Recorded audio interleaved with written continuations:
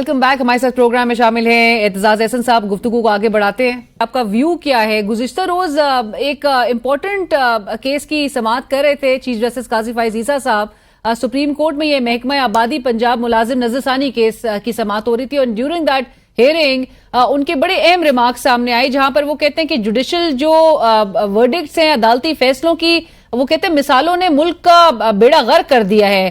गैर आईनी इकदाम की तौसीह का इख्तियार जजेस के पास कहां से आ जाता है? वो साथ साथ ये भी कह रहे हैं कि जजेस की अब क्लासेस कराई जाए, नौबत अब यहां तक आ गई है।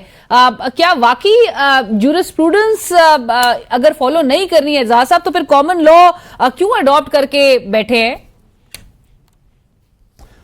अलीना, सबसे जो इनका गिव अवे है वो है इनका ये रिमार्क के फॉर्म 45 फॉर्म 47 मैटर ही नहीं करता। अब वो ना मैटर उनके पास है ना कुछ है, वो ये उन्होंने ऑब्जर्वेशन दे दिए। अब फॉर्म 45 और फॉर्म 47 बुनियादी डॉक्यूमेंट्स हैं।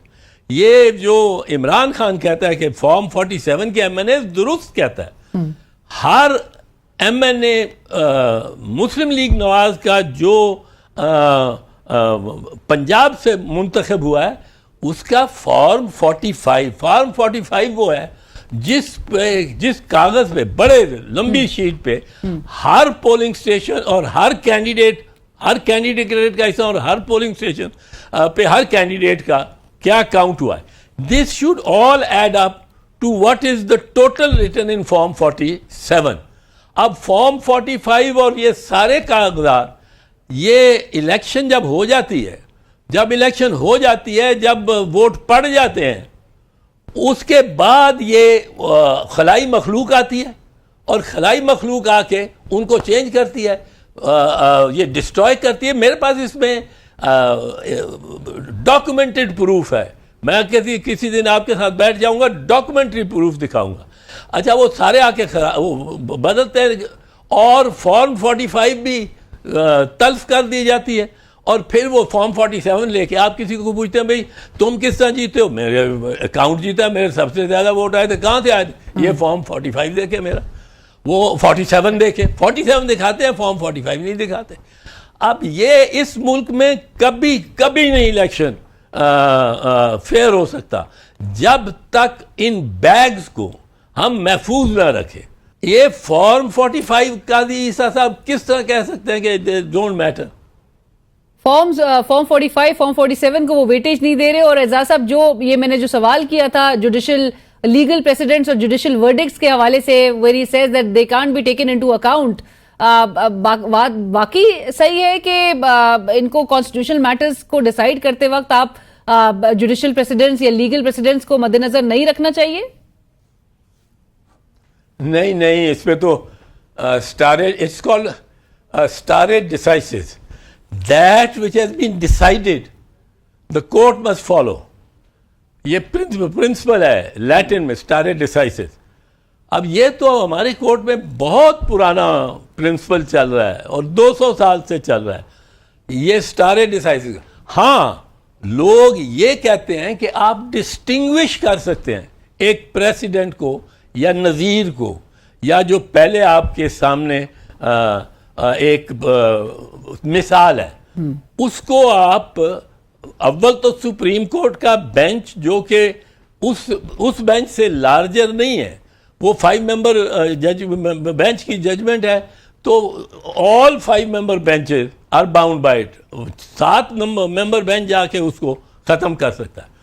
लेकिन जो इसमें ये चीज़ कहना, ये तो सारे पाकिस्तान के लॉ को, लीगल हिस्ट्री को उल्टा सीधा कर देना। आसमा जिलानी का केस पढ़े आप, बेगम नुसरत भुट्टो का केस पढ़े, मलिक गुलाम जिलानी का केस पढ़े, आप ज़ियाउर रहमान का केस करें।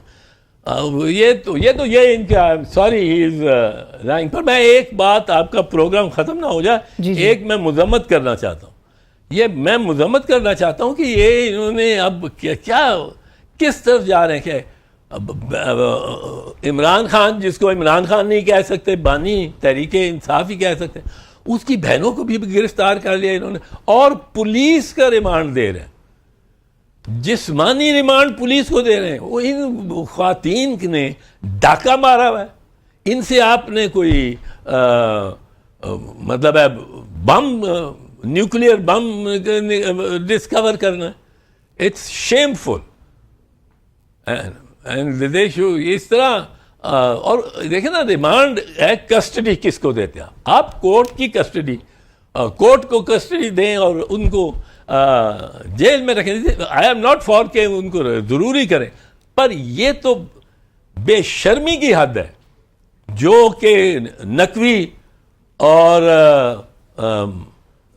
उसका प्राइम मिनिस्टर डायरेक्टली इसमें जिम्मेदार होते हैं। द प्राइम मिनिस्टर और एजाज हम साहब समझते थे कि ये कुछ मतलब शरीफ है, और एजाज साहब जो इन्होंने बाकी ख्वातीन से भी किया है, खवातीन का भी और जिस्मानी उनको रिमांड, और गिरफ्तार- साथ साथ आपको ये भी मैं बताती चलूं, गुज़िश्ता हफ्ते की जो डेवलपमेंट थी आपकी नज़र से भी गुजरी होगी। सीनियर वकील पाकिस्तान तहरीक इंसाफ के मुस्तफ़ैन काज़मी साहब, जो कि गुज़िश्ता हफ्ते अदालत में मौजूद थे, उसके बाद वो बाहर वो प्रोटेस्ट का भी हिस्सा थे, जो वकला सारे सुप्रीम कोर्ट के बाहर इकट्ठे थे और इस आईनी तरमीम के हवाले से जो एहतजाज अपना रिकॉर्ड करवा रहे थे, उनको अरेस्ट करना और उसके बाद उनकी वो जो टॉर्चर की तस्वीर भी जो है मंजर आम पर आना, फिर हमें जराए बताते हैं और इतलात हमारी ये है कि उनकी फैमिली प्राइवेट हॉस्पिटल में उनका ट्रीटमेंट करवाना चाहती है, तो प्राइवेट हॉस्पिटल की जानिब से भी मुस्तरद कर दी गई उनकी रिक्वेस्ट, क्योंकि नेचुरली वो पुलिस कस्टडी में है। लेकिन पुलिस कस्टडी के अंदर उनके टॉर्चर के जो मामला जो सामने आया, जहां पर उनकी आंख पे ब्रूज है, उनके जिस्म पे ब्रूजेस हैं, ये भी बहुत ही परेशान कुन बात है।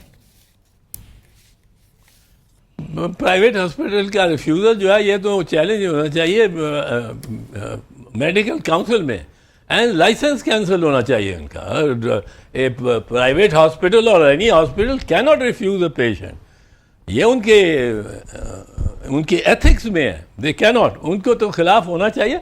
पर ये मुस्तफ़ैन काज़मी के साथ, एक बुजुर्ग आदमी के साथ भी ये करते हैं, और बड़ी मतलब है बे इंतहा। और इसमें चीफ इलेक्शन कमिश्नर और इलेक्शन कमिश्नर्स जो सारे हैं वो इसमें जिम्मेदार हैं, और जब तक इलेक्शंस का कोई ना कोई मामला चलता रहे, बजाय स्पीकर के इनको भी एक्शन देने का इख्तियार है। सो एजाज साहब, आपको मामला इवन इलेक्शन कमीशन के हद तक आपको कंटेम्प्ट की तरफ जाता हुआ दिखाई दे रहा है, जहां पे हमने गुफ्तगू का आगाज किया था सुप्रीम कोर्ट की वर्डिक्ट को की नॉन इम्प्लीमेंटेशन जो अभी तक नजर आ रही है, और आपने आर्टिकल 189 कोर्ट किया।